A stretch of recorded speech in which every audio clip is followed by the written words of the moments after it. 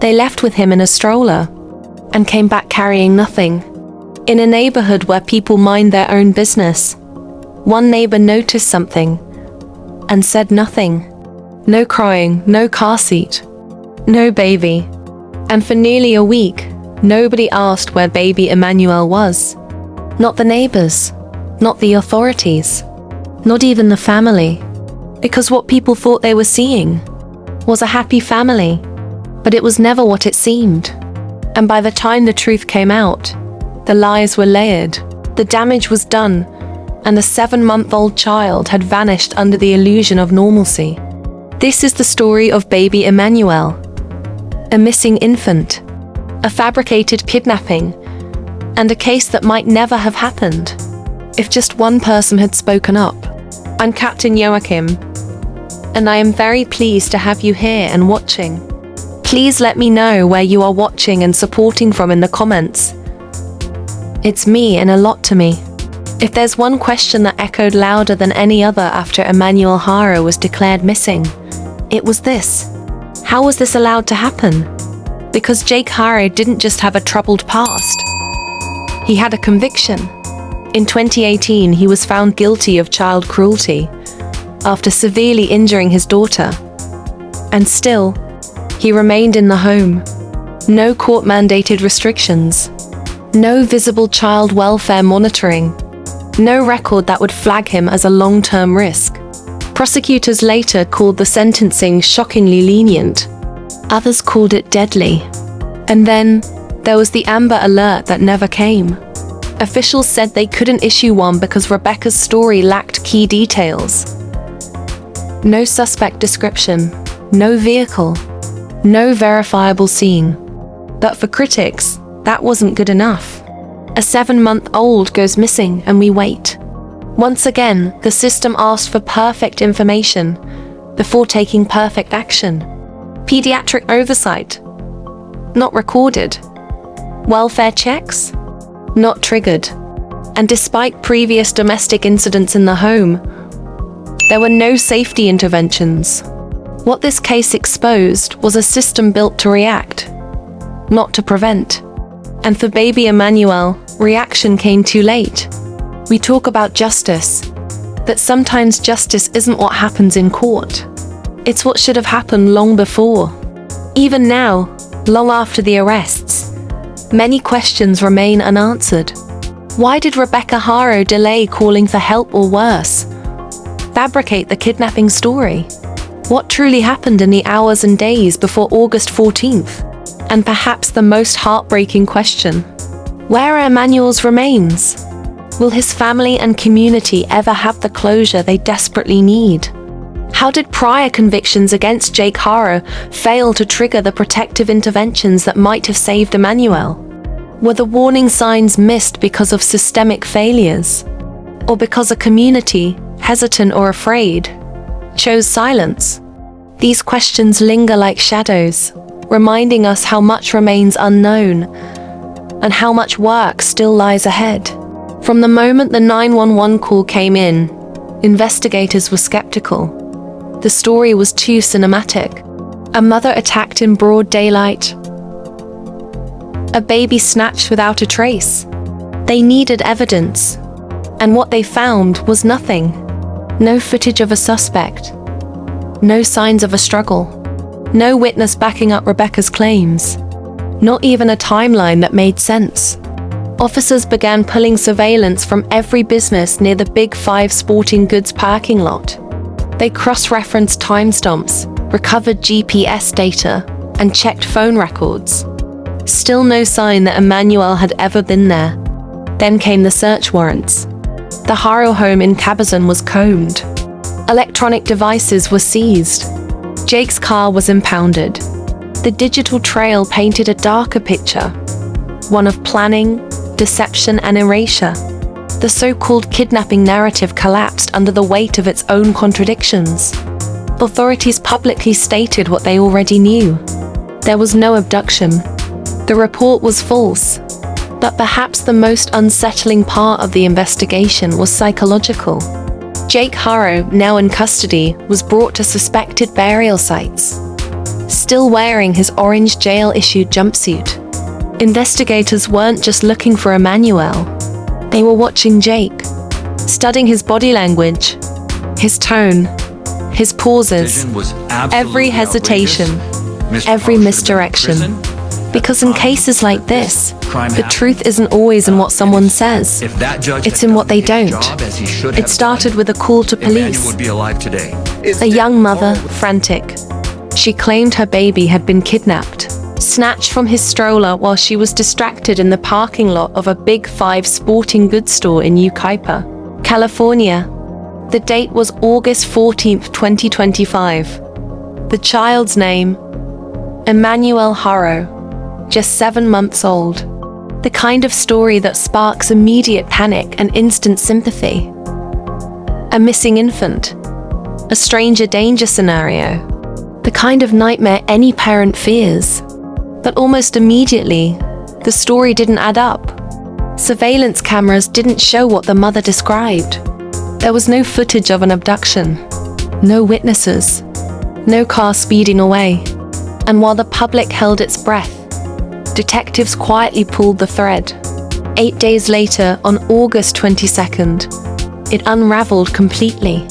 Both of Emmanuel's parents, Jake Haro, 32, and Rebecca Haro, 41, were arrested for filing a false police report, and for something far more devastating: murder. What began as a community's desperate search for a kidnapped baby was now a homicide investigation. And the deeper authorities dug, the darker it got. A 911 call was placed from Yucaipa, California. Rebecca Haro tells dispatchers she's been attacked, knocked unconscious by a stranger. And when she wakes up, her baby boy, Emmanuel, is gone. She says it happened while changing him in the parking lot of a Big Five sporting goods store. A random kidnapping, broad daylight. And investigators are immediately suspicious. There's no surveillance footage of the attack, no witnesses, no signs of struggle. August 16th. Police confront Rebecca with inconsistencies. She refuses to continue the interview. That silence only deepens the suspicion. August 17 through 20. The investigation escalates. Search warrants are issued. Surveillance footage from surrounding areas is collected. Jake Haro's vehicle is seized. And then, a disturbing revelation. Emmanuel's 2-year-old sibling is removed from the home and placed in protective custody. Behind the scenes, authorities are no longer treating this as a missing persons case. They're preparing for a homicide investigation. August 22nd. Jake and Rebecca Haro are arrested at their home in Cabazon. Police publicly announce what they've suspected for days. There was no kidnapping. Emmanuel is believed to be dead. His body's still missing. August 24th and 25th. The search moves to Moreno Valley. Cadaver dogs are deployed along the 60 freeway, near Gilman Springs Road, a remote stretch of highway. Jake is brought to the site in an orange jail-issued jumpsuit. Investigators watch his every move, not just for answers, but for guilt. August 26th. Formal charges are filed. First-degree murder. Filing a false police report. The arraignment is scheduled, then delayed to September 4th. August 27th. The case takes a devastating turn. Riverside County District Attorney Michael Hestron reveals what detectives now believe happened. Emmanuel was subjected to prolonged abuse. Jake allegedly confessed to killing him, first claiming he threw the baby's body in the trash, then changing his story, saying it was an accident, that he buried him. 2 versions. One truth still hidden, and a child still not found. The timeline of baby Emmanuel's disappearance wasn't just a chain of events. It was a countdown. From silence, to suspicion, to something no parent should ever have to say, and no child should ever have to endure. The arrest stunned the public, but for the people of Cabazon, the grief had already arrived. Within hours of the Haro's arrest, A makeshift memorial formed outside their home. Stuffed animals, candles, balloons, and flowers, laid down not just in mourning, but in protest. A tiny white cross appeared, bearing the name Emmanuel. His body had not been found, but the community chose to bury their silence anyway. Across California and beyond, outrage erupted. Hashtags like #JUSTICIA Paramanuel began trending, not just demanding justice, but asking why a child with a known abuser father was never pulled from harm's way. National outlets picked up the story, not as a kidnapping, but as a systemic failure. This wasn't just missed, one commenter wrote. It was ignored. Child welfare advocates responded swiftly. Calls for stricter sentencing guidelines, mandatory follow-ups in known abuse cases, better tracking across county lines. For a brief moment, Emmanuel Haro became a symbol, not just of what was lost, but of how many warning signs we allow ourselves to excuse until it's too late. And the most painful part? The community now says the signs were there. They saw the family leave. They saw them come back. Just not with Emmanuel. The arrests came on August 22nd. Jake and Rebecca Haro, both taken into custody at their Cabazon home. The charges, murder and filing a false police report. From suspects to defendants. But this wasn't just a criminal case. It was a reckoning. On August 26th, prosecutors formally filed charges of first-degree murder, with the added weight of public deception. A hoax that diverted resources and misled the public. Their arraignment was delayed until September 4th, giving the prosecution time to build what they call a deliberate and damning case. Bail? Set at $1 million each. Though reports suggest it may be denied altogether, neither parent is walking free. And if the case wasn't already disturbing enough, it came with a painful history. One that many now say should have barred Jake Haro from ever being near a child again. In 2018, Jake was convicted of child cruelty after reportedly inflicting serious injuries on his own daughter. In 2024, he was arrested again, this time for illegal firearm possession. Both times, he avoided prison. And this time, a baby is dead. Prosecutors didn't hide their outrage. Had the system held him accountable then, they said, Emmanuel might still be alive. Now, the legal process will determine not just guilt, but whether justice can still mean something, even after the worst has already happened. Emmanuel Haro's life was brief and tragically cut short. But his story is far more than one family's sorrow.